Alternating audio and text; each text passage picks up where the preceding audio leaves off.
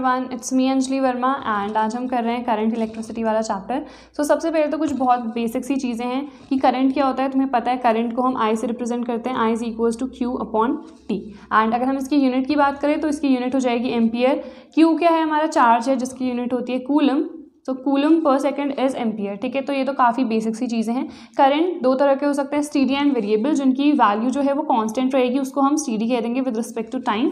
जिसकी वैल्यू जो है वो चेंज करेगी विद रिस्पेक्ट टू टाइम उसको हम वेरिएबल करंट कह देंगे। ठीक है, काफ़ी सिंपल है। उसके बाद अगर हम डायरेक्शन की बात करें, so direction of electric current कहाँ को होती है, opposite to the direction of movement या फिर मोशन ऑफ इलेक्ट्रॉन्स। ठीक है, opposite to the motion of electrons direction होती है ऑफ द करंट। उसके बाद ये इंपॉर्टेंट है कि जो इलेक्ट्रिक करंट है that is a scalar quantity because it does not follow the vector addition law. ठीक है, एंड ये एमसीक्यू में भी आया था एंड इसमें बहुत कंफ्यूजन हो गया था कि एक स्केलर क्वांटिटी है या फिर टेंसर क्वांटिटी है। So it is a scalar quantity. अब देखो टेंसर क्वांटिटी जो है ना वो हाई लेवल में आती है एंड हम जो हमारी स्केलर है एंड वेक्टर क्वांटिटी दोनों को ही टेंसर के फॉर्म में रिप्रेजेंट कर सकते हैं in the form of a matrix.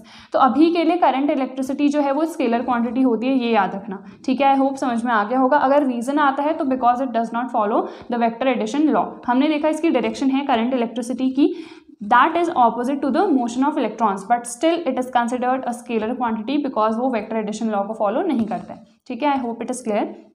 इसके बाद देखो हमारे पास है करंट डेंसिटी। ये भी काफ़ी सिंपल है, J is equals to I upon ए।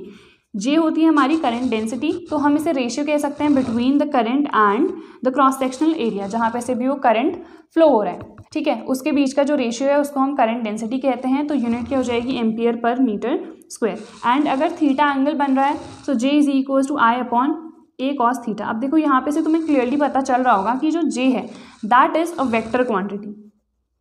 ठीक है, तो इसमें कंफ्यूज नहीं होना है। अगर हम करंट डेंसिटी की बात कर रहे हैं सो that is a vector quantity. अगर हम करंट की बात करेंगे वो एक स्केलर क्वांटिटी है। करंट डेंसिटी एक वेक्टर क्वांटिटी है। अगर हम डायरेक्शन की बात करें सो इसकी डायरेक्शन होती है in the direction of the positive charge. ठीक है, तो जहाँ को भी पॉजिटिव चार्ज मूव करेगा वही डायरेक्शन होगी करंट डेंसिटी की, या फिर opposite to the negative charges यानी कि इलेक्ट्रॉन्स। उसके बाद आता है मोशन ऑफ फ्री इलेक्ट्रॉन्स। अब ये जो टॉपिक है ये काफ़ी इंपॉर्टेंट है।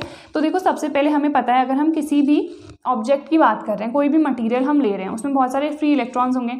तो अगर वो फ्री इलेक्ट्रॉन्स हैं वो मूव करेंगे ना ऑब्वियसली, एंड उनका जो मोशन होता है ना वो रैंडम मोशन होता है। एक ही डायरेक्शन में तो मूव नहीं कर रहे हैं, रैंडम डायरेक्शंस में मूव कर रहे होंगे। तो जिसकी वजह से अगर हम बात करें कि जो एवरेज वेलोसिटी है, तो अगर तुमसे पूछी जाए ना कि एवरेज वेलोसिटी कितनी है तो वो ज़ीरो होगी। क्यों है, बिकॉज जो फ्री इलेक्ट्रॉन्स हैं, किसी भी अगर हम कंडक्टर की बात कर रहे हैं तो उस कंडक्टर के अंदर जो इलेक्ट्रॉन्स हैं वो रैंडम मोशन में है, अलग अलग डायरेक्शन में जा रहे होंगे। तो जब भी ऐसा होता है ना कि रैंडम मोशन है तो एवरेज वेलोसिटी जो है वो जीरो हो जाती है। तो अगर ऐसा एमसीक्यू आता है तो एवरेज वेलोसिटी तुम जीरो करोगे।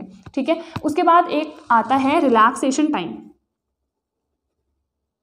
रिलैक्सेशन टाइम क्या होता है, अब देखो जब भी इलेक्ट्रॉन्स मूव कर रहे हैं, इधर उधर मूव कर रहे हैं तो आपस में टकराएंगे भी ना, तो जो एवरेज टाइम लगता है, average time taken between any two successive collision, मतलब दो सक्सेसिव कोलिजन के बीच में जितना भी हमारा टाइम लग रहा है एंड एवरेज टाइम होता है, उसको हम कहते हैं रिलैक्सेशन टाइम। इसको रिप्रेजेंट हम करते हैं इससे, एंड इसकी जो वैल्यू होती है वो 10⁻⁻15 सेकंड होती है। ठीक है, टाउ से रिप्रेजेंट करते हैं। ये याद रखना है कि रिलैक्सेशन टाइम क्या है एंड इसकी वैल्यू क्या है, किससे इसे डिनोट करते हैं। उसके बाद एक और चीज़ आती है इसमें जिसको हम कहते हैं मीन फ्री पाथ, MFP या फिर मीन फ्री पाथ। अभी मीन फ्री पाथ क्या है, ये जैसे यहाँ पे एवरेज टाइम टेकन था, ये होता है एवरेज डिस्टेंस ट्रैवल्ड, मतलब वो जब मूव करेंगे तो टकराएंगे तो इधर उधर जाएंगे ना। सो this is the average distance travelled between any two successive collisions by the free electrons. ठीक है, समझ में आ गया होगा। बस ऐसे कुछ डिफरेंट डेफिनेशन तो तुम्हारी आएगी नहीं, खाली याद रखना है रिलैक्सेशन टाइम है तो एवरेज टाइम है, एंड मीन फ्री पाथ है तो एवरेज डिस्टेंस है। अब इसे हम लैम्डा से डिनोट करते हैं एंड इसकी वैल्यू होती है 10⁻⁹ मीटर। ये जो चीज़ें हैं ये तुम्हें याद रखनी है। एंड एवरेज वेलोसिटी पूछी जाए तो वो हो जाएगी जीरो। इसके बाद आता है यार ड्रिफ्ट वेलोसिटी। अगेन जो ड्रिफ्ट वेलोसिटी वाला टॉपिक है दिस इज़ वेरी इंपॉर्टेंट। तो ड्रिफ्ट वेलोसिटी क्या होती है, तुम्हें पता है जब भी हम एक कंडक्टर है, अभी तक हम कंडक्टर की ही बात कर रहे थे, तो उसमें फ्री इलेक्ट्रॉन्स है। अब उस कंडक्टर को मैं किसी ना किसी बैटरी से चार्ज कर देती हूँ, तो क्या होता है जो इलेक्ट्रॉन्स है वो एक ही डायरेक्शन में मूव करना स्टार्ट कर देते हैं। अभी तक वो रैंडम मोशन में थे, बट अब वो एक ही डायरेक्शन में मूव करना स्टार्ट कर देते हैं which is opposite to the electric field, because electric field हमें पता है पॉजिटिव से नेगेटिव होता है, बट हमने देखा इलेक्ट्रॉन्स कहाँ से कहाँ जाएंगे, इधर से इधर जाएंगे ना, तो इसीलिए जब भी हम उसे बैटरी से कनेक्ट करते हैं so they move opposite to the electric field. ठीक है, ये तो बहुत बेसिक सी चीज़ें हैं, ये तुम्हें आनी चाहिए। उसके बाद देखो कांस्टेंट वेलोसिटी से मूव करते हैं, सब एक ही डायरेक्शन में अलाइन हो चुके हैं, अब इधर को डायरेक्शन है तो ये इधर को ही सारे के सारे इलेक्ट्रॉन्स मूव करेंगे। अब यहाँ पे जिस वेलोसिटी से मूव करेंगे वो सबकी सेम होगी एंड उस वेलोसिटी को ही हम कहते हैं ड्रिफ्ट वेलोसिटी, जिसकी वैल्यू होती है 10⁻⁻⁴ मीटर सेकेंड। ठीक है, तो आई होप इट्स क्लियर, ये काफ़ी सिंपल सा है एंड इसमें ज़्यादा कुछ है नहीं। उसके बाद आता है relation between drift velocity and current, जो कि होता है I = ANE/VD, जहाँ पे E है इलेक्ट्रॉन का चार्ज, N है the number of electrons per unit volume, and ये याद रखना मे भी आ सकता है, तो N जो है number of electrons per unit volume है, बिकॉज वॉल्यूम को हम यूनिट करते हैं। VD क्या है, ड्रिफ्ट वेलोसिटी है, I करंट है, A क्रॉस सेक्शन एरिया है, I/A करूँ तो उसको मैं J लिख सकती हूँ, सो J = NEVD। तो ये एक और चीज़ हो गई, that is the relation between drift velocity and current. इसके बाद एक और चीज़ आती है यार, जो कि होती है mobility, mobility of the charge carriers, या फिर हम इलेक्ट्रॉन्स की कह सकते हैं, बिकॉज चार्ज कैरियर्स हमारे वही हैं अगर हम एक कंडक्टर की बात कर रहे हैं तो यहाँ पे इसे हम म्यू से रिप्रेजेंट करते हैं, VD/E।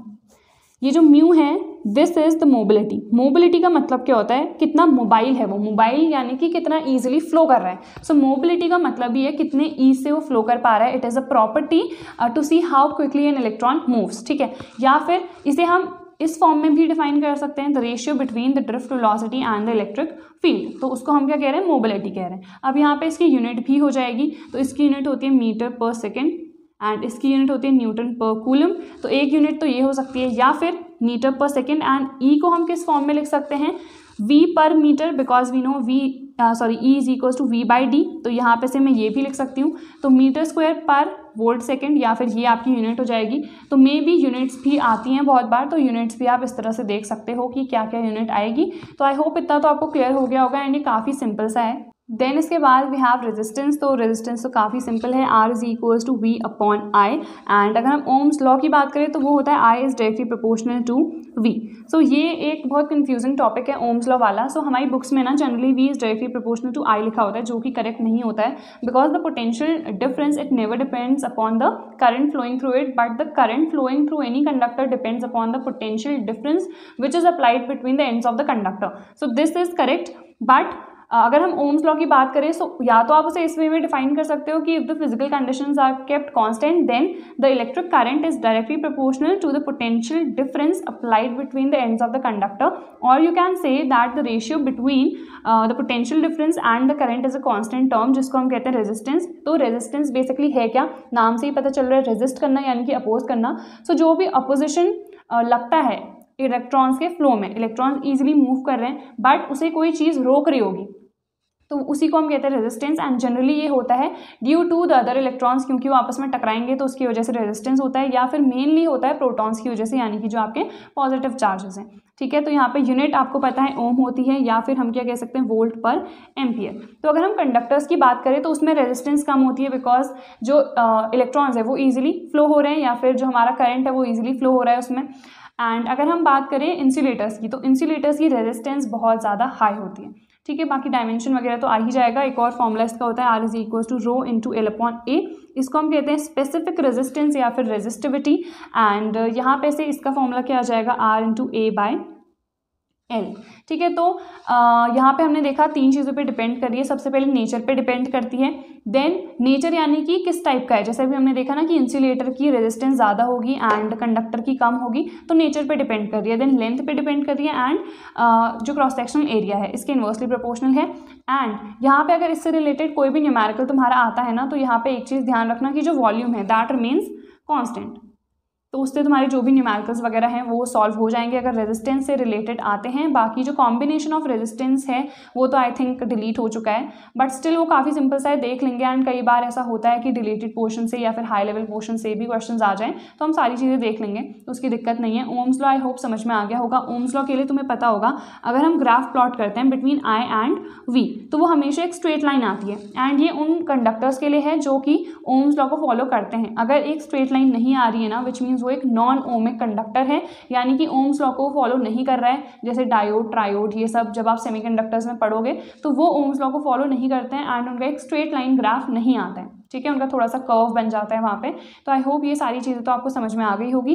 इसके बाद आता है यार verification of Ohm's law, and यहाँ पे कुछ इंपॉर्टेंट चीज़ें आती हैं तो हम वो देखते हैं। कंप्लीट डेरिवेशन तो मैं नहीं कराऊंगी, बट जो जो इंपॉर्टेंट चीज़ें हैं वो देख लेते हैं। देन यार इसके बाद है वेरिफिकेशन ऑफ ओम्स लॉ। तो सबसे पहले तो मुझे पता है I is equals to ANEVD होता है, ये अभी हमने देखा भी था कंप्लीट डिराइव करके relation between VD and I। अब देखो जो न्यूटन फोर्स लगता है किसी भी इलेक्ट्रॉन पे वो क्या होगा, M इंटू A ही होगा, ठीक है। सिमिलरली इलेक्ट्रॉन की अगर मैं बात करूँ तो उसमें जो इलेक्ट्रिक फोर्स लगेगा उसकी वैल्यू क्या होगी, QE होती है ना, या फिर मैं इसे E इंटू E लिख सकती हूँ बिकॉज यहाँ पे मैं इलेक्ट्रॉन की बात कर रही हूँ। तो दोनों की वैल्यू तो सबसे पहले बताओ सेम होगी, तो यहाँ पे से A की वैल्यू आ गई E अपॉन M। तो या तो इस फॉर्म में आ सकती है, जो एक्सेलरेशन है उसको डिफाइन करो, या फिर उसे E के टर्म्स में लिखो, तो ये सारी चीज़ें आ सकती हैं, या फिर पोटेंशियल डिफरेंस के फॉर्म में लिखो। तो आप कैसे लिखोगे, E हमें पता है क्या होता है, V अपॉन D होता है, एंड D क्या है, लेंथ ऑफ द कंडक्टर है, ठीक है। तो EV अपॉन MD, तो यहाँ पे से दोनों के फॉर्म में आ सकता है, किसी के भी फॉर्म में। तो ये दोनों हैं A और V या फिर E के बीच का रिलेशन, ठीक है। तो ये रिलेशन भी इंपॉर्टेंट है। उसके बाद देखो अब जैसे इलेक्ट्रॉन मूव कर रहे हैं तो उसकी इनिशियल वेलोसिटी जीरो होगी because it is starting from rest. तो अगर मैं फर्स्ट इक्वेशन ऑफ मोशन देखूँ V is equal to U plus AT होता है, तो यहाँ पे VD लिखूंगी because we are talking about the drift velocity, ये जीरो है। एंड यहाँ पे A आ गया, T यहाँ पे टाउ लिखेंगे, क्यों लिखेंगे, बिकॉज ये हमने देखा था रिलैक्सेशन टाइम है, इसकी वैल्यू भी हमने देखी थी। सो this is the relaxation time, ठीक है। तो अब यहाँ पे अगर मैं VD और इनके बीच का रिलेशन लिखूं तो ये EV टाउ अपॉन MD हो जाएगा, बिकॉज यहाँ पे से मैंने क्या किया, A की वैल्यू सब्स्टिट्यूट कर दी है। तो ये रिलेशन भी आ सकता है VD एंड टाउ के बीच में, या V के बीच में, किसी के बीच में अगर रिलेशन आता है तो ये रिलेशन होगा, ठीक है। उसके बाद देखो सबसे ऊपर क्या देखा मैंने, I is equal to ANEVD, I is equal to ANE। अब मैं यहाँ पे D की वैल्यू पुट कर देती हूँ, तो I is equal to ANE square V tau upon MD, ये आ गया मेरे पास, ठीक है। It's quite simple. अब देखो इसके बाद हम क्या करते हैं, यहाँ पे एक बहुत इंपॉर्टेंट चीज़ हम करने वाले हैं, I is equals to ANE square tau upon MD into V को मैंने अलग से लिख दिया है, ठीक है। ये कंप्लीट जो टर्म है ना ये होगा R। देखो V upon I is equals to MD upon ANE square tau, तो ये जो वैल्यू है ना ये R की होती है। तो मे भी तुमसे R की वैल्यू पूछी जाए तो R की वैल्यू ये होती है। सिमिलरली ना हमसे रो की वैल्यू भी पूछी जाती है। रो क्या होता है, अभी हमने देखा जो रेजिस्टिविटी है या फिर स्पेसिफिक रेजिस्टेंस, उसकी वैल्यू होती है M upon NE square tau, मतलब ये जो तुम्हारा है M upon NE square tau.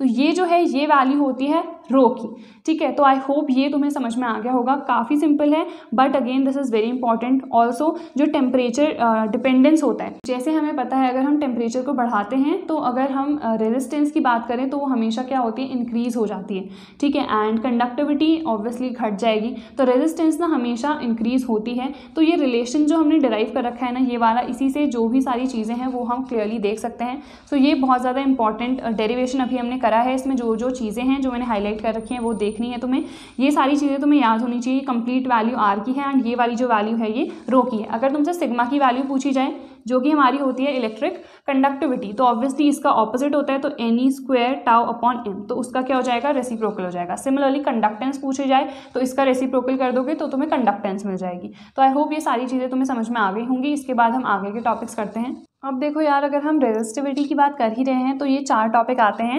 And ये वैसे शायद उतना ज़्यादा मेंशन नहीं है बट ये इंपॉर्टेंट है इसीलिए मैं आपको बता दे रही हूँ। तो सबसे पहले तो देखो R की वैल्यू मेरे पास ये आई थी, so which means R is inversely proportional to the relaxation time. अब हमें पता है speed is equals to distance upon time, ये था हमारा mean free path relaxation time.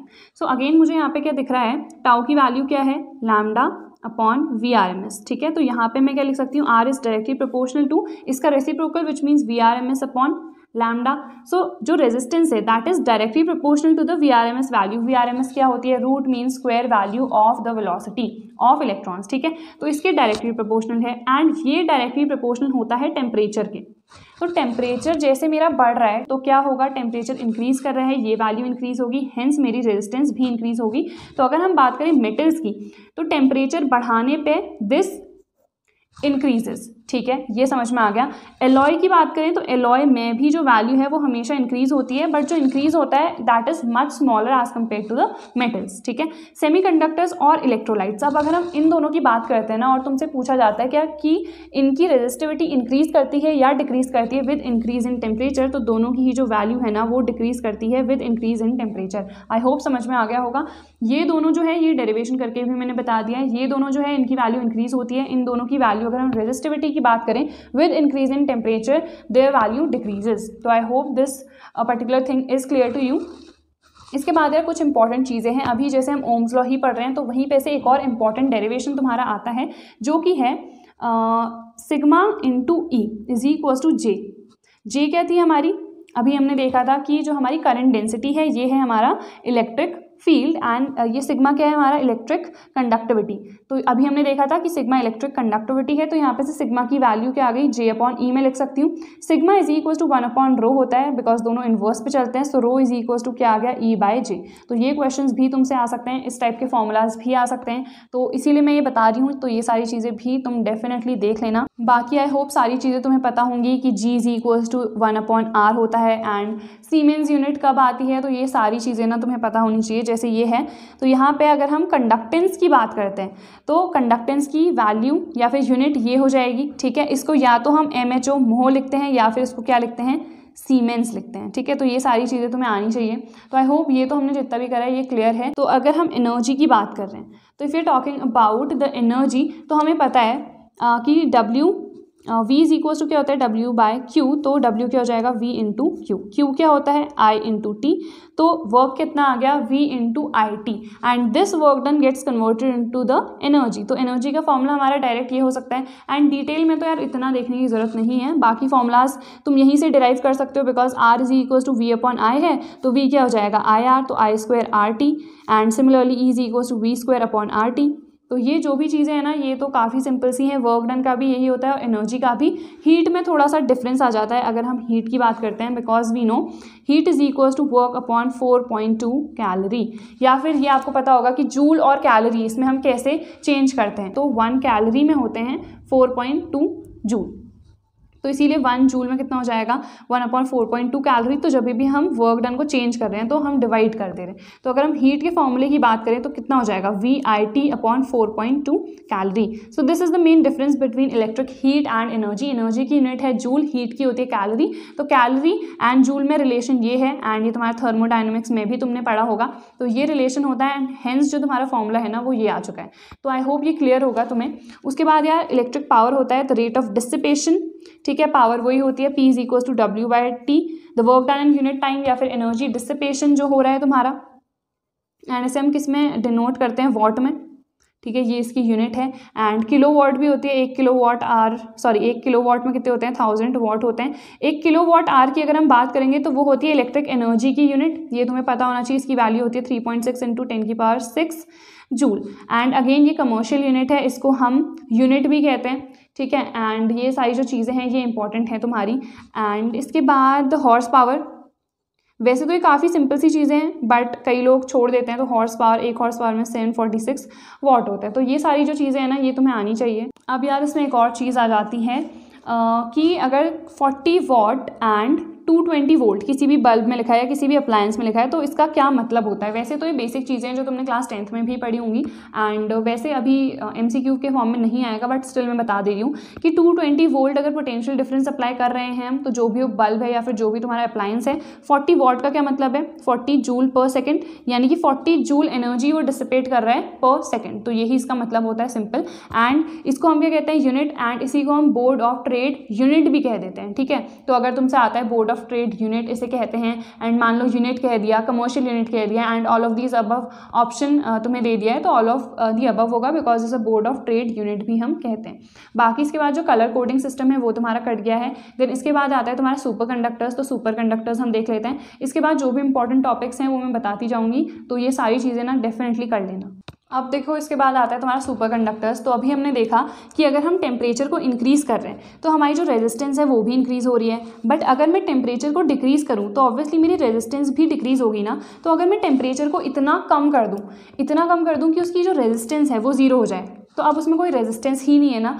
तो सुपर कंडक्टर का मतलब क्या है, कंडक्टिविटी का मतलब क्या है, कितने ईजिली फ्लो हो रहा है। तो अगर मैंने रेजिस्टेंस को ही जीरो कर दिया है तो वो ईजिली फ्लो होगा ना, उसमें कोई रेजिस्टेंस ही नहीं है। रेजिस्टेंस अगर मेरी जीरो है ना तो मेरी जो कंडक्टिविटी है वो कितनी हो जाएगी, इनफाइनाइट हो जाएगी। वैसे जी से डिनोट करते हैं, मैं खाली अभी बता रही हूँ, कंडक्टिविटी इनफाइनाइट हो जाएगी, विच मीन्स अब वो ईजिली इलेक्ट्रॉन्स जो हैं वो फ्लो करेंगे आराम से एंड कोई उसमें रेजिस्टेंस उनको नहीं मिलेगी। तो विच मीन्स ऐसी कंडीशन जिसमें हमारा जो रेजिस्टेंस है वो जीरो हो जाए एंड जो हमारी कंडक्टिविटी है वो इनफाइनाइट चले जाए, इसी को हम कहते हैं सुपर कंडक्टर्स, या फिर इस कंडीशन को हम कहते हैं सुपर कंडक्टिविटी। एंड जिस टेम्परेचर पे ये हो जाए कि रेजिस्टेंस मेरी जीरो हो जाए उसको हम कहते हैं क्रिटिकल टेम्परेचर।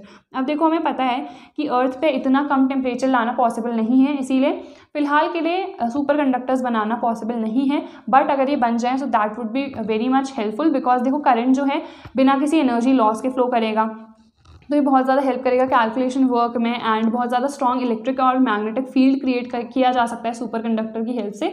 तो बहुत सारे इनके यूजेस होते हैं। उसके बाद कॉम्बिनेशन आता है रेजिस्टर्स का। वैसे ये टॉपिक डिलीटेड है बट तुम्हें पता होगा, क्लास 10th में तुमने पढ़ा ही होगा कि अगर हम सीरीज़ में कनेक्ट कर रहे हैं तो ये होता है एंड अगर हम पैरेलल में कनेक्ट कर रहे हैं तो ये होता है, ठीक है। एंड ये जो है ऑपोजिट होता है टू द कैपेसिटर्स, तो कंफ्यूज नहीं होना है। कैपेसिटर्स में क्या होता है, अगर सीरीज है तो 1/c हो जाता है एंड अगर पैरेलल है तो C = C1 + C2 + C3। तो ये सारी चीज़ें तुम्हें पता होनी चाहिए एंड इन्हें अच्छे से देख लेना। इसके बाद नेक्स्ट तुम्हारा स्टार्ट होता है सेल के बारे में, cell and then Kirchhoff law. तो ये वाला टॉपिक बहुत बहुत ज़्यादा इंपॉर्टेंट है, तो इस पर अब सबसे ज़्यादा फोकस करना। अब देखो हमारे पास है सेल वाला टॉपिक, तो इलेक्ट्रिक सेल है। तो इलेक्ट्रिक सेल बेसिकली क्या होती है, जो हमारी जो केमिकल एनर्जी है उसे किस में चेंज कर रही है, इलेक्ट्रिकल एनर्जी में, ठीक है। इलेक्ट्रोलिटिक सेल की बात करेंगे, इसको हम इलेक्ट्रोकेमिकल सेल भी कह सकते हैं, ठीक है। इसको हम इलेक्ट्रोकेमिकल सेल भी कहते हैं। अगर हम इलेक्ट्रोलिटिक सेल की बात करें तो उसमें ऑपोजिट होता है, उसमें जो इलेक्ट्रिकल एनर्जी है वो केमिकल एनर्जी में चेंज होती है। This is the case of the electrolytic cell, ठीक है। तो अगर हम इलेक्ट्रोकेमिकल सेल की बात करें तो एक ऐसा डिवाइस है जो कि यूज़ किया जाता है केमिकल एनर्जी को इलेक्ट्रिकल एनर्जी में चेंज करने के लिए। और एक सर्किट में हमें पता है कि हमें बैटरी या फिर सेल की रिक्वायरमेंट होती ही है। सेल एक सिंगल है, बैटरी जब उसी का कॉम्बिनेशन सीरीज में करके जोड़ दिया जाएगा तो उसको हम बैटरी कह देते हैं। अब दो तरह की इलेक्ट्रोकेमिकल सेल होती है हमारी, एक तो देखो प्राइमरी सेल होती है, ठीक है, एंड एक होती है हमारी सेकेंडरी। अब वैसे उतना ज़्यादा ही डिटेल में है नहीं, इलेक्ट्रोकेमिस्ट्री में ही था ये उतना ज़्यादा डिटेल में। तो देखो प्राइमरी सेल क्या होती है, सबसे पहले जिसको हमें मतलब एक बार रिएक्शन तुम्हारी हो गई है तो वो डेड पड़ गई है, उसके बाद वो फिर से रीयूज़ नहीं हो सकती है, ठीक है, रीयूज़ तुम उसका नहीं कर सकते हो। But if you talk about the secondary cell, तो सेकेंडरी सेल में क्या होता है कि इसमें ना हम चार्जिंग कर सकते हैं। मतलब एक बार रिएक्शन तुम्हारी कंप्लीट हो गई है एंड बैटरी अगर उसकी ख़त्म हो गई है तो फिर से हम चार्ज कर सकते हैं उसे, तो उसे हम कहते हैं सेकेंडरी सेल। तो ये एक बार डेड हो गई है तो इसे हम रीयूज़ नहीं कर सकते हैं, बट इसे हम रीयूज़ कर सकते हैं। बाकी जो रिएक्शन है वो तुम्हारे केमिस्ट्री में, इलेक्ट्रोकेमिस्ट्री वाले चैप्टर में है, यहाँ पे इन डिटेल उतना ज़्यादा नहीं है। अब देखो अगर हम बात करें इसके EMF की, EMF वो भी देख लेते हैं। EMF क्या होता है, इलेक्ट्रोमोटिव फोर्स। तो EMF जो होता है it is the total work done in moving the positive test charge in the whole circuit along the cell, ठीक है। तो मतलब जैसे सेल है और ये तुम्हारा मान लो बाहर तुम्हारा सर्किट है, ठीक है, काफ़ी रफ सा डायग्राम बना रखा है मैंने। तो यहाँ पे ये होगी करंट की डायरेक्शन। तो जो भी हमारा यूनिट टेस्ट चार्ज है उसे पहले तो हम पूरे आउटर सर्किट में ले जा रहे हैं, बट सेल के अंदर से भी ले जा रहे हैं। तो उस पूरे वर्क डन में जो भी मतलब जो वर्क डन लग रहा है उसी को हम कहेंगे EMF, ठीक है।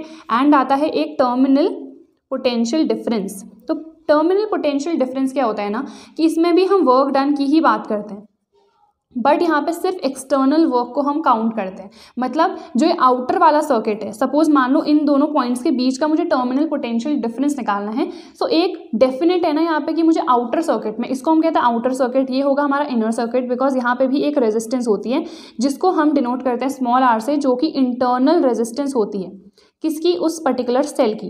तो आई होप अब क्लियर हो गया होगा तुम्हें। EMF यानी कि कंप्लीट उस सेल के अंदर भी हम ले जा रहे हैं, उसमें जितना वर्क डन कर रहे हैं यूनिट टेस्ट चार्ज को ले जाने में, उसको हम कह रहे हैं EMF। बट अगर हम सिर्फ एक्सटर्नल सोर्स की बात कर रहे हैं, सॉरी एक्सटर्नल सर्किट की बात कर रहे हैं, तो उस केस में जो वर्क डन है that is equal to the terminal potential difference. I hope it is clear now. और अगर हम इंटरनल वर्क की बात करें तो उसको, उस केस में अगर हम बात कर रहे हैं तो यहाँ पे हमारा इंटरनल रेजिस्टेंस आएगा, दैट इज स्मॉल r वहाँ पे आएगा, ठीक है। ये होगा कैपिटल R। कैपिटल R हमेशा आउटर रेजिस्टेंस होता है, ये हमारा इंटरनल रेजिस्टेंस होता है, ठीक है। Now I hope it's clear. जो ये इंटरनल रेजिस्टेंस है ना, अगर हम इसकी बात कर रहे हैं तो it also depends upon 3 quantities. एक तो होता है डिस्टेंस, ठीक है, distance between the electrodes, because तुम्हें पता है कि अगर हम एक सेल की बात कर रहे हैं तो उसमें 2 इलेक्ट्रोड्स होते हैं ना, एक होता है कैथोड, दूसरा होता है एनोड, तो दोनों के बीच का कितना डिस्टेंस है उसके डायरेक्टली प्रोपोर्शनल होता है। सेकेंड जो चीज़ है वो किस पे डिपेंड करता है, ये वैसे ये तुम उससे भी समझ सकते हो कि लेंथ एंड एरिया के डायरेक्टली, इसके डायरेक्टली एंड इसके इनवर्सली प्रोपोर्शनल है, तो यहाँ पे भी वही होता है cross sectional area of each electrode जो भी डिप कर रखा है हमने इलेक्ट्रोलाइट में। Third, it depends upon the concentration of the electrolyte. तो ये 3 चीज़ें हैं जिस पे डिपेंड करता है हमारा इंटरनल रेजिस्टेंस। तो अगर देखो हम कहें कि जो हमारा कॉन्सेंट्रेशन है इलेक्ट्रोलाइट का वो हम इंक्रीज कर रहे हैं तो यहाँ पे भी डायरेक्टली प्रोपोर्शनल ही होता है। अगर मैंने कॉन्सेंट्रेशन इंक्रीज कर दिया है तो मेरा रेजिस्टेंस जो है वो भी इंक्रीज करेगा। ठीक है, तो ये कुछ चीज़ें हैं, ये तुम्हें ध्यान में रखनी है। आई होप ये ईएमएफ और टर्मिनल पोटेंशियल डिफरेंस वाला क्लियर हो गया होगा। अब देखो ईएमएफ जो है ना वो हमेशा मैक्सिमम ही होता है, इसीलिए E is equal to V plus I R, ये एक फॉर्मूला डिराइव होता है। डेरिवेशन तो उतना ज़्यादा इंपॉर्टेंट है नहीं अभी, but E is equal to V plus I R. Again यहाँ पे भी हम कंजर्वेशन लॉ ऑफ एनर्जी ही यूज़ करते हैं। तो E क्या है हमारा मैक्सिमम, ठीक है, एंड V जो है हमेशा कम होता है, सो E is always greater than V, but in one case V becomes greater than E। ये केस होता है जब हम बैटरी को चार्ज कर रहे हैं। ठीक है, हर केस में अगर तुमसे पूछा जाए क्या E मैक्सिमम है, so yes, E is definitely maximum and it is greater than V। तो आई होप ये क्लियर हो गया होगा। सिर्फ और सिर्फ चार्जिंग की कंडीशन में जो V है वो ग्रेटर हो जाएगा, उस केस में V is equal to E plus I R हो जाएगा। बट बाकी कोई भी कंडीशन में अगर तुमसे पूछा जा रहा है कि तुम्हें एक टर्मिनल पोटेंशियल डिफरेंस दिया है, क्या वो ग्रेटर हो सकता है than the EMF of the cell if the battery is in use, तो नहीं, कभी भी V जो है वो बड़ा नहीं हो सकता है। तो आई होप ये सारी चीज़ें तो तुम्हें काफ़ी अच्छे से समझ में आ गई होंगी। अब उसके बाद हम कॉम्बिनेशन ऑफ सेल देखते हैं, जो कि एक बहुत इंपॉर्टेंट टॉपिक है। सीरीज और पैरेलल दोनों कॉम्बिनेशन इंपॉर्टेंट है, तो अब हम वो देख लेते हैं। अब देखो हम सीरीज़ कॉम्बिनेशन की अगर बात कर रहे हैं तो हमें पता है, सपोज हम इसमें क्या कंसिडर कर रहे हैं कि n नंबर ऑफ सेल हैं जिनको हमने सीरीज़ में जोड़ रखा है। तो अगर हमने सीरीज़ में जोड़ रखा है तो क्या वैल्यू सेम रहेगी, जो करंट उनसे फ्लो हो रहा है वो सेम रहेगा। ठीक है, जो ईएमएफ है वो हमने कंसिडर कर रखा है कि हर एक सेल का E ही है। ठीक है, एंड जो इंटरनल रेजिस्टेंस है वो भी क्या है, R है, एंड इन सारी सेल्स को हमने सीरीज़ में जोड़ रखा है। तो अब देखो इसमें क्या होगा, टोटल ईएमएफ मेरा कितना हो जाएगा। हर किसी का जो ईएमएफ है वो अलग अलग है, ईएमएफ और V यानी कि जो हमारा पोटेंशियल डिफरेंस है उन्हें अभी सेम मान के चलो। तो अगर मेरा V है उसकी वैल्यू चेंज होती है ना, तो हम सबको ऐड करेंगे, that is E plus E plus E, and कितने नंबर ऑफ सेल्स है N, तो हमारा होगा क्या, N नंबर ऑफ सेल है तो इंटू E हो जाएगा, तो टोटल ईएमएफ कितना आ गया, N into E। Similarly if I talk about the total resistance, तो टोटल रेजिस्टेंस कितनी होगी। देखो अगर हम सर्किट डायग्राम देखें तो यहाँ पे बहुत सारी सेल्स ऐसे जोड़ रखी हैं, ठीक है, सीरीज में, एंड एक आउटर रेजिस्टेंस भी तो है ना वहाँ पे, तो ये कैपिटल R होगा। हर किसी की कितनी है, स्मॉल r है, तो सब किस में जुड़े हैं, सीरीज में जुड़े हैं ना, हर कोई सीरीज में जुड़ा है। अगर मैं यहाँ पे देखूँ तो कितनी सेल है, n सेल है, तो NR हो जाएगा, प्लस एक आउटर में भी तो सीरीज में जुड़ा है तो कैपिटल R हो जाएगा। ठीक है, अब अगर हम करंट की वैल्यू देखें वो तो सेम रहेगी, we know R is equal to V upon I, तो I क्या हो जाएगा, V अपॉन R। V क्या है हमारे यहाँ पे, टोटल ईएमएफ कितना है, NE अपॉन R, यानी कि टोटल रेजिस्टेंस कितनी आ गई है, NR प्लस R। सो ये आ जाता है हमारा फॉर्मूला। तो ये फॉर्मूला काफ़ी इंपॉर्टेंट है, इसे याद रखना। अब सेकंड हम देख लेते हैं पैरेलल कॉम्बिनेशन। पैरेलल में अगर मैं सेल्स को जोड़ रही हूँ, ठीक है, जैसे ये है देन नीचे है, तो सिमिलरली मैंने क्या कर रखा है, पैरेलल में बहुत सारी सेल्स को मैंने जोड़ रखा है, काफ़ी रफ डायग्राम बना रही हूँ मैं। देन उसके बाद देखो R जो है वो बाहर होगा। तो सबसे पहले तो देखो अगर मैं ईएमएफ की बात करूँ, क्या अभी भी यहाँ पे NE आएगा, नहीं ना, इसका भी E है, इसका भी E है, इसका भी E है। पैरेलल में क्या होता है, ईएमएफ रिमेन सेम, तो अगर मैं टोटल ईएमएफ की बात करूँ so that would be equal to E only. ठीक है, आई होप ये तो क्लियर हो गया हो। इसके बाद अगर हम टोटल रेजिस्टेंस की बात करें, सबसे पहले मैं देख लेती हूँ टोटल इंटरनल रेजिस्टेंस। ठीक है, टोटल इंटरनल रेजिस्टेंस हम यहाँ पे देख लेते हैं। ये पैरेलल में जुड़े हैं ना, तो जो भी टोटल मेरा आएगा वो क्या होगा, 1 upon R plus 1 upon R plus so on till N। तो टोटल की वैल्यू कितनी आ गई है, N अपॉन R। ठीक है, यानी कि ये 1 अपॉन R टोटल है, तो R टोटल कितना है, R अपॉन N है। ठीक है, तो ये तो मेरा सबसे पहले क्लियर हो गया कि R अपॉन N ही आने वाला है। अब इसके बाद इसके साथ देखो ये तो अब सीरीज़ में जुड़ा है ना, बट ये तो पैरेलल में नहीं है। देखो ये सब आके यहाँ पे देन इसके साथ तो सीरीज़ में है। तो अगर मैं टोटल निकाल रही हूँ तो क्या हो जाएगा, R upon N plus R। तो अगर मैं करंट निकाल रही हूँ तो कितना हो जाएगा, E upon R upon N plus R। ठीक है, तो पैरेलल के लिए जो फॉर्मूला है वो ये होगा। ठीक है, अब देखो यहाँ पे एक चीज़ आती है, अगर मेरा जो आउटर रेजिस्टेंस है दैट बिकम्स ग्रेटर, ठीक है, विच मीन्स मैं स्मॉल आर की वैल्यू को हटा दूंगी, तो आई कितना आ गया NE/R। ठीक है, अगर मेरे स्मॉल आर की वैल्यू बहुत ज़्यादा बढ़ा देती हूँ तो मैं स्मॉल आर को निगलेक्ट कर दूंगी, तो आई की वैल्यू कितनी आ गई है NE/NR, N से N कैंसिल, तो E/R आ गया। अब बताओ कौन सी कंडीशन ज़्यादा हेल्पफुल होगी, किसमें मुझे ज़्यादा करंट मिलेगा। ऑब्वियसली इस वाले में। तो तुमसे पूछा जाता है कि सीरीज़ वाले कॉम्बिनेशन किस में बेटर होंगे, जब आउटर रेजिस्टेंस ज़्यादा है या फिर इंटरनल रेजिस्टेंस ज़्यादा है। तो यहाँ पे क्या चूज़ करोगे तुम कि जो हमारा आउटर रेजिस्टेंस है that is greater than the internal resistance. तो हम जो स्मॉल आर की वैल्यू है ये कंप्लीटली निगलेक्ट कर दे रहे हैं, तो आई का फॉर्मूला आ जा रहा है NE/R। इसका उल्टा हो जाएगा इस वाले में।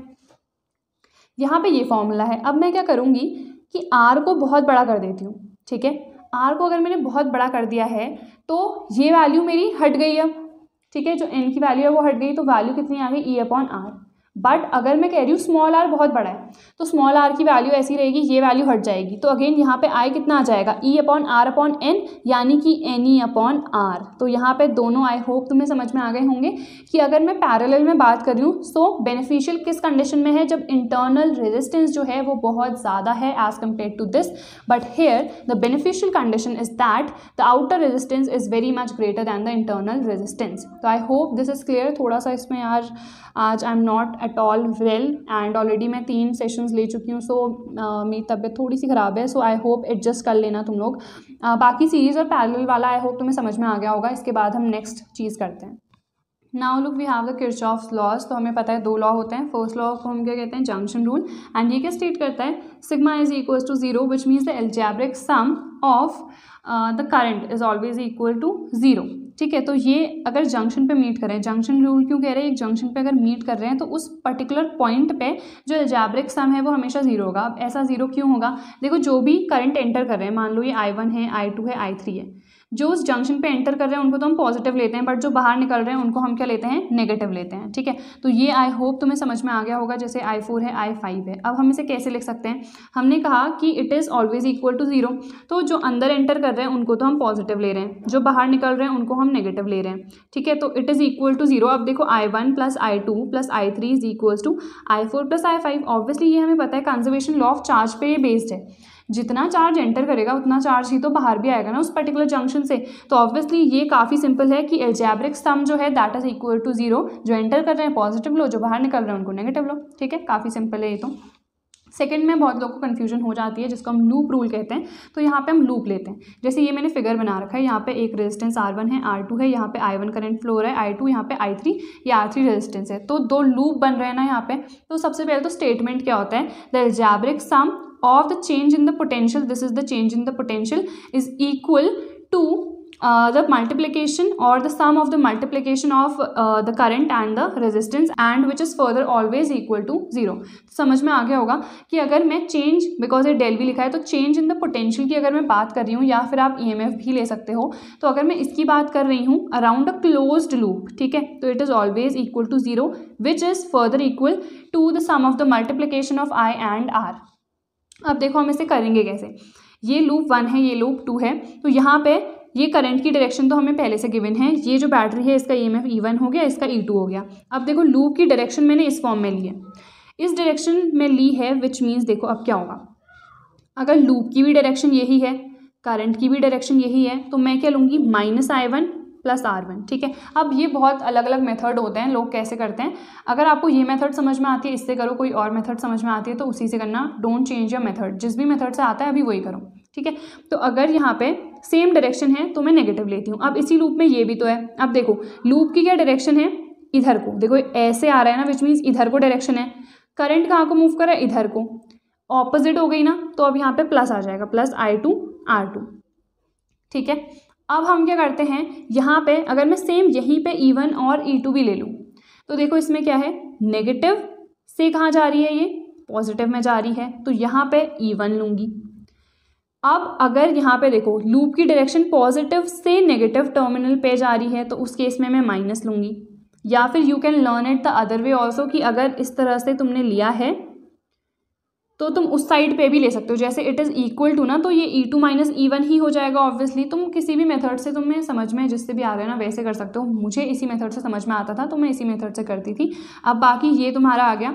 सेकंड में देखो, अब देखो यहाँ पे I1 यहाँ पे मीट कर रहा है I2 यहाँ पे, अगेन यहाँ पे एक जंक्शन बन रहा है ना, तो I3 कितना होगा, I1 प्लस I2 होगा। यहाँ पे हमारा फर्स्ट वाला लॉ भी लग चुका है।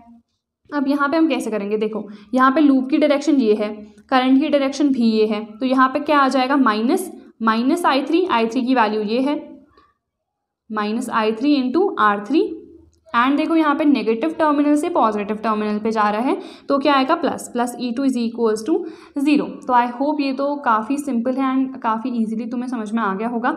अब क्या यहीं पे ख़त्म हो जाएगा ये, देखो ये वाली लूप अगर मैं देख रही हूँ तो यहाँ पे ये भी तो है ना R2, विच मीन्स यहाँ पे डायरेक्ट हम इज इक्वल्स टू 0 नहीं पुट करेंगे, यहाँ पे R2 भी आएगा। अब देखो ये वाला जो करंट है ये इधर से फ्लो हो रहा है एंड यहाँ पे वो अगेन डिस्ट्रीब्यूट हो जा रहा है, ठीक है। तो ये I1 हो गया, ये I2 हो गया, तो यहाँ पे से तो I2 ही फ्लो करेगा। तो यहाँ पे अब देखो लूप की भी डायरेक्शन यही, करंट की भी डायरेक्शन यही, तो क्या आएगा यहाँ पे माइनस I2 R2 भी आएगा। अब E तो और कोई इसमें है नहीं, विच मीन्स सिंपली इसमें यही वैल्यू आएगी। तो आई होप ये तो तुम्हें समझ में आ गया होगा कि हमने किस तरह से कर रखे हैं। बाकी इसके अलावा कोई और मेथड आती है तो उससे भी कर सकते हो।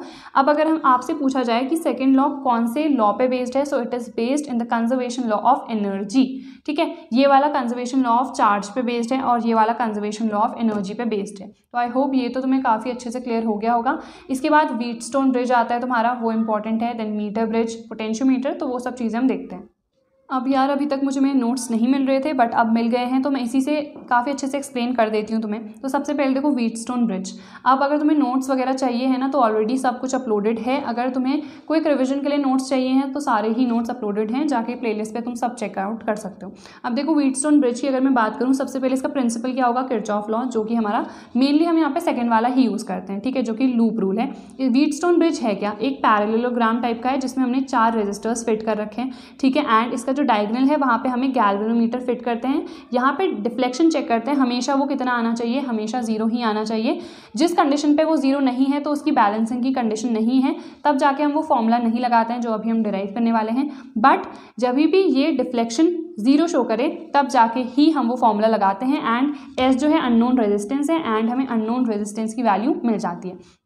अब देखो यहाँ पे क्या होता है, एक ये लूप दिख रहा है तुम्हें और एक ये सेकंड लूप दिख रहा है, फर्स्ट और ये सेकंड। तो अगर मैं डायरेक्शन कुछ इस तरह से लेती हूँ, ठीक है, लूप की डायरेक्शन इस साइड को ऐसे है, तो देखो ये ऑपोजिट है विच मीन्स पॉजिटिव, और अगर ये सेम में है तो हम नेगेटिव लेते हैं ना, तो I1P माइनस I2R हो जाएगा is equals to obviously 0, because यहाँ पे कुछ भी हमारा सेल नहीं लगी है, ठीक है।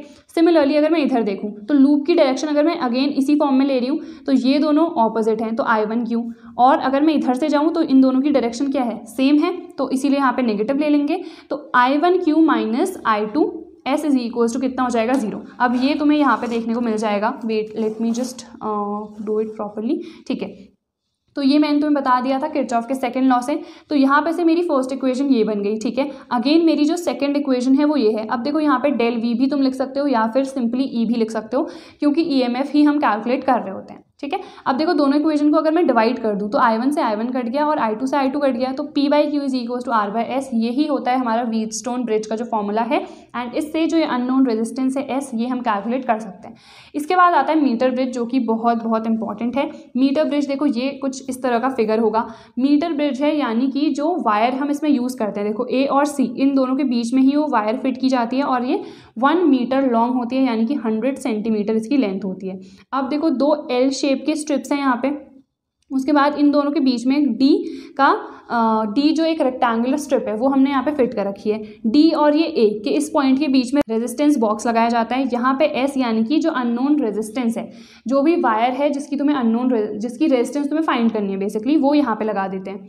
उसके बाद ये P और Q क्या है, अब ये जो P और Q है ना, ये हम जॉकी की मदद से फाइंड करते हैं। अब वो कैसे, देखो इसमें हम क्या करते हैं ना, jockey and that jockey is connected to the galvanometer. तो मैं गैल्वेनोमीटर पे देखो डिफ्लेक्शन देखती हूँ, देखो ये D वाले पॉइंट से ये तुम्हें दिख रहा होगा, ये छोटा सा जो बन रखा है ना, ये है गैल्वेनोमीटर। तो वो गैल्वेनोमीटर जॉकी से फिक्स्ड है, ये है मेरी जॉकी। अब वैसे तो तुम्हें समझ में नहीं आएगा, प्रैक्टिकली ज़्यादा अच्छे से समझ में आता है। एक जॉकी मतलब पेन समझ लो उसे। तो ऐसे ऐसे हम ले जाते हैं, जहाँ पे भी डिफ्लेक्शन इसमें 0 हो गया वहाँ पे रोक दो। इसके और इसके बीच का डिस्टेंस निकालो, सपोज L सेंटीमीटर है तो ऑब्वियसली दूसरा कितना होगा 100 माइनस L, क्यों, बिकॉज ये 100 सेंटीमीटर की ही तो है ना, तो 100 माइनस L तुम्हारा ये आ जाएगा। अब हमें पता है P/Q इज इक्वल्स टू क्या होता है, R/S होता है।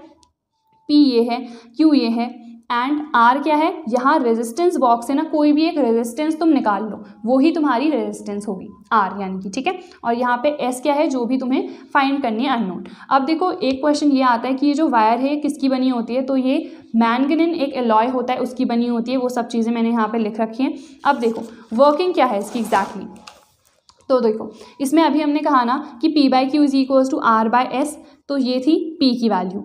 अब P ना तुम डायरेक्ट L पुट नहीं करोगे, बिकॉज P तो रेजिस्टेंस है ना और L तो खाली लेंथ है, तो P कैसे निकालेंगे, because this is resistance, so it is equal to rho into L upon A। यहाँ पे रो इंटू 100 माइनस L क्यों आए हैं, बिकॉज Q के लिए जो लेंथ है वो कितनी थी, 100 माइनस L थी। आई होप ये तुम्हें समझ में आ रहा हो, ये रेजिस्टेंस है और वहाँ पे हमने खाली लेंथ देखी थी, तो P की वैल्यू ये है और Q की वैल्यू ये है, ये मैंने यहाँ पे पुट कर दी P/Q is equals to R/S। तो सिंपली S की वैल्यू तो तुम्हारी इस फॉर्मूले से आ जाएगी। अगर तुमसे रेजिस्टिविटी पूछ ली जाए अब, तो रेजिस्टिविटी क्या होती है, रो होती है ना, तो S is equals to rho into L upon A। Again मैंने वही फॉर्मूला लगाया है and A cross sectional area है, तो मैं इसे पाई R² लिख सकती हूँ। तो यहाँ पे सारी चीज़ें मेंशन्ड है। L क्या होगी, लेंथ ऑफ वायर, जो भी वायर अननोन वाली है, ठीक है। पाई R² क्या है, क्रॉस सेक्शनल एरिया है, R यानी कि रेडियस होगी ऑब्वियसली, एंड रो क्या है हमारी स्पेसिफिक रेजिस्टेंस। तो अगर तुमने यहाँ पे से S कैलकुलेट कर लिया है और तुमसे क्वेश्चन में रो पूछा गया है, तो तुम फॉर्मूला ये लगाओगे, ठीक है। तो कई बार वो कंफ्यूज कर देते हैं बिटवीन रेजिस्टेंस एंड रेजिस्टिविटी, तो रेजिस्टेंस पूछा जाए तो ये फॉर्मूला, रेजिस्टिविटी पूछी जाए तो ये फॉर्मूला लगेगा, ठीक है। आई होप ये तो काफ़ी सिंपल था, क्लियर हो गया होगा। उसके बाद आता है रियोस्टैट। रियोस्टैट एक ऐसा डिवाइस होता है जो कि करंट की वैल्यू को कंट्रोल करने के लिए यूज़ किया जाता है। तो अगर मुझे इंक्रीज़ करनी है वैल्यू या फिर डिक्रीज़, आई होप रियोस्टैट तुमने देखा होगा लैब्स वगैरह में भी। तो बेसिकली इसके दो ही फंक्शन होते हैं, एक तो करंट कंट्रोलर के फॉर्म में जो मैंने तुम्हें बता दिया, and it works as a potential divider, मतलब अगर तुम्हें पोटेंशियल को डिवाइड करना है तभी भी हम इसे यूज़ कर सकते हैं। इसके अलावा इसमें ज़्यादा कुछ है नहीं, ये फिगर थोड़ा सा ख़राब है तो इसे जस्ट इग्नोर। उसके बाद आता है ना पोटेंशियोमीटर। पोटेंशियोमीटर, अब ये टॉपिक बहुत इंपॉर्टेंट है, अभी सारी चीज़ें इसमें हम देखेंगे। तो इसमें ना दो सर्किट होते हैं, एक होता है प्राइमरी सर्किट, दूसरा होता है सेकेंडरी सर्किट। प्राइमरी सर्किट यानी कि A और B, तो देखो ये तुम्हारा पोटेंशियोमीटर है, तो ये तो तुम्हें काफ़ी आराम से समझ में आ गया होगा। पोटेंशियोमीटर में ना बहुत सारी वायर्स होती हैं, जैसे मीटर ब्रिज में तो एक ही है, बट यहाँ पे बहुत सारी होती हैं। तो यहाँ पे A और B दो एंड्स मैंने ले लिए हैं। इसको A को पॉजिटिव टर्मिनल से कनेक्ट कराते हैं बैटरी के, then rheostat, and then B को हम नेगेटिव टर्मिनल से कनेक्ट कराया, ठीक है, ये समझ सकते हो तुम। उसके बाद A को पॉजिटिव टर्मिनल से अगेन कनेक्ट कराया है, बट जो भी हमने प्राइमरी सेल ले रखी है उससे कनेक्ट कराया है। This is the battery and this is the primary cell. अभी जैसे प्राइमरी सेल का EMF वगैरह भी कैलकुलेट करते हैं, देन इंटरनल रेजिस्टेंस, तो ये सारी चीज़ें जो कंपैरिजन वगैरह है वो तो अभी आगे देखेंगे।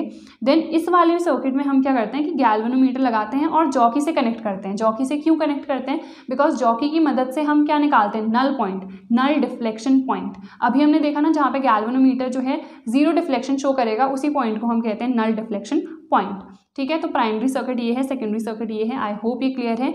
ये J पोजीशन और J1 J2 क्या है, देखो एक बार मैं इस साइड को ले गई तो डिफ्लेक्शन उसमें जीरो शो नहीं हुआ, इधर को ले गई तो यहाँ पे जीरो डिफ्लेक्शन शो हो गया, इधर को गई अगेन जीरो डिफ्लेक्शन शो नहीं हुआ। तो ये जो पॉइंट है this is the null deflection point, ठीक है। तो यही पूरा एक्सप्लेन कर रखा है। तो it is a device with the help of which we can calculate the EMF। हमेशा पोटेंशियोमीटर को ज़्यादा प्रेफरेंस मिलती है as compare to the volt meter, क्योंकि ये हमें एग्जैक्ट एंड एक्यूरेट वैल्यू देता है EMF की, ठीक है। तो कंस्ट्रक्शन क्या है, it is the combination of wire made of alloy on a wooden board whose end A is connected to positive terminal of battery. ये सारी चीज़ें तो मैं एक्सप्लेन कर चुकी हूँ तुम्हें, secondary circuit and primary circuit. उसके बाद देखो वर्किंग क्या है इसकी, इसको हम प्रिंसिपल भी कह सकते हैं। तो अभी हमने देखा, मैंने तुम्हें बताया कि जो J है ये क्या है, नल डिफ्लेक्शन पॉइंट। इधर को अगर मैं देख रही हूँ तो नल डिफ्लेक्शन नहीं मिल रहा है, यहाँ पे भी नहीं मिल रहा है, सिर्फ इस पॉइंट पे मिल रहा है। अब यहाँ पे एक वर्ड आता है पोटेंशियल ग्रेडियंट। पोटेंशियल ग्रेडियंट जो भी फॉल इन पोटेंशियल होता है या फिर drop in potential on going from A to B, उसी को हम कहते हैं पोटेंशियल ग्रेडियंट।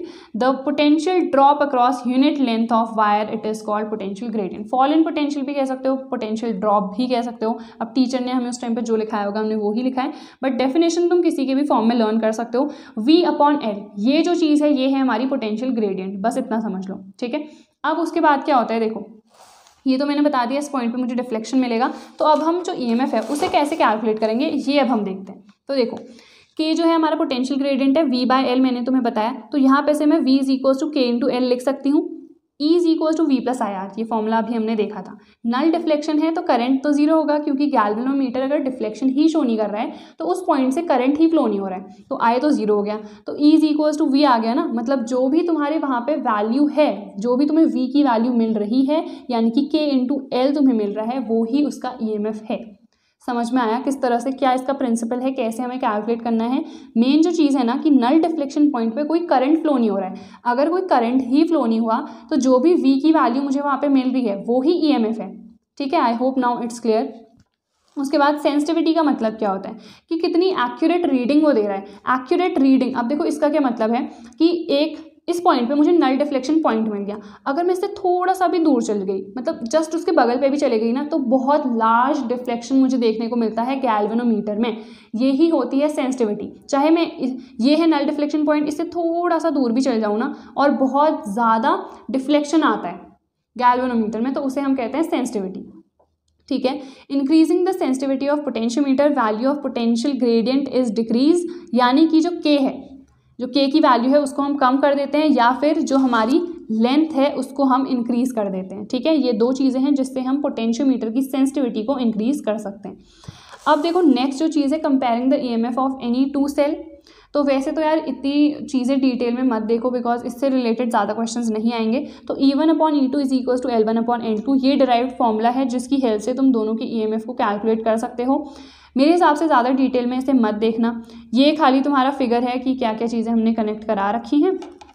उसके बाद देखो दोनों का ही जो वैल्यू ऑफ के है that is same, and hence ये वैल्यू जो है इवेंचुअली ये आ जाती है। तो इतना डिटेल में से मत देखो। अब देखो, to find the internal resistance of a cell with the help of a potentiometer, ये प्राइमरी सेल के लिए है।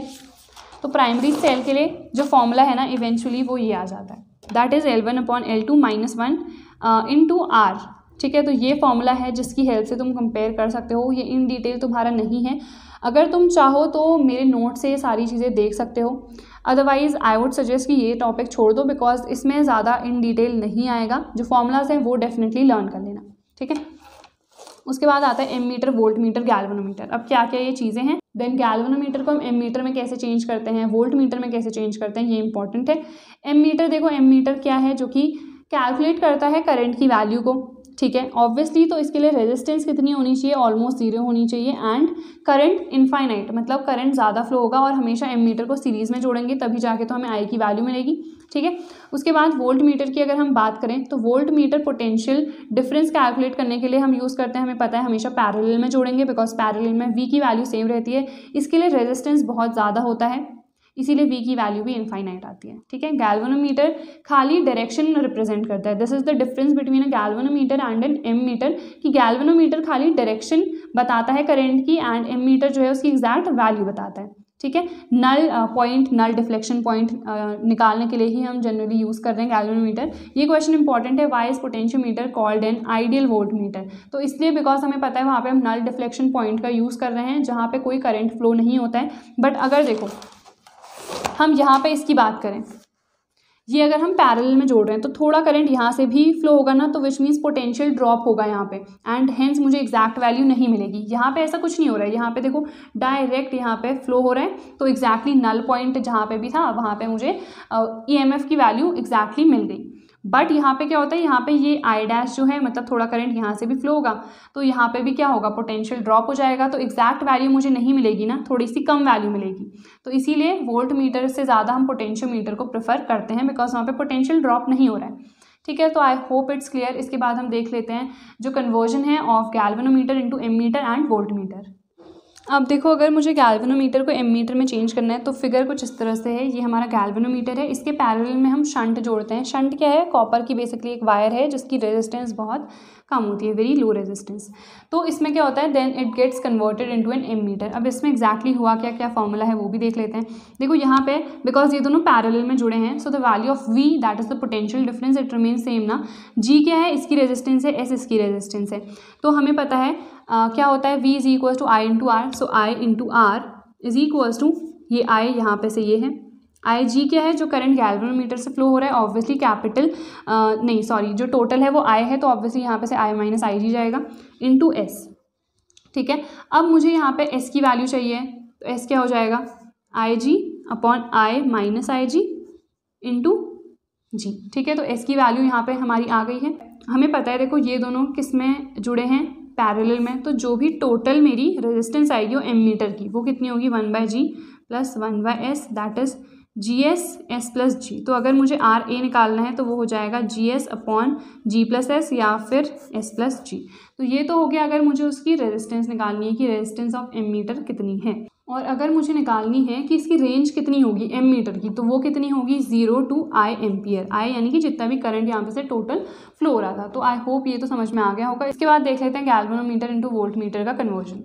Then we have the conversion of galvanometer into a volt meter. तो बेसिकली डायग्राम ये है, तो ये इन दोनों के बीच का पोटेंशियल डिफरेंस V है, ये गैल्वेनोमीटर है। अब इसमें ना हम सीरीज़ में जोड़ते हैं R, एंड हमारा R क्या है, ये एक ऐसा रेजिस्टेंस है जिसकी बहुत ज़्यादा हाई रेजिस्टेंस होती है। वहाँ शंट की क्या थी, लो रेजिस्टेंस, इसकी बहुत ज़्यादा हाई रेजिस्टेंस होती है। ठीक है, तो ये सीरीज़ में जुड़ा है, यहाँ पे से करंट अगेन IG हो जाएगा। अब हमें पता है देखो यहाँ पे से जो करंट की वैल्यू है दैट वुड रिमेन सेम ना, बिकॉज ये क्या है सीरीज़ में है। तो यहाँ पे देखो सबसे पहले करंट की वैल्यू कितनी होगी, R is equals to V upon I कितना होगा, V अपॉन R होगा। V क्या है यहाँ पे, ये कैपिटल V है because potential difference remain same ना, V अपॉन, अब क्या आएगा R क्या होगा, दोनों सीरीज में है ना तो दोनों जुड़ जाएंगे, G plus R, simple. So G plus R is equals to V upon IG, so which means if I have to calculate the value of R, so that is V upon IG minus G। So I hope this is clear now.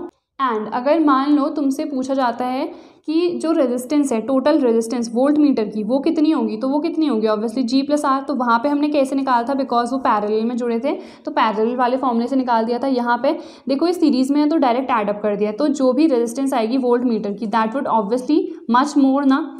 तो हमें पता है वहाँ पे parallel में थे तो ammeter की रेजिस्टेंस तो हमेशा कम ही होनी चाहिए। हमने देखा था ना आइडियल कंडीशन में 0 होती है, तो एमीटर की हमेशा कम होगी, बट यहाँ पे हमने हाई रेजिस्टेंस इसीलिए जोड़ा है ताकि जो वैल्यू है वो बहुत ज़्यादा हो जाए, बिकॉज वोल्ट मीटर के लिए the resistance value is maximum और वी कैन से इनफाइनाइट। तो I hope this is clear now. So that's all for today's video. I hope इसने आपको थोड़ा सा भी हेल्प किया हो। Don't forget to like, share and subscribe to my channel, and I see you guys in the next video. Till then take care.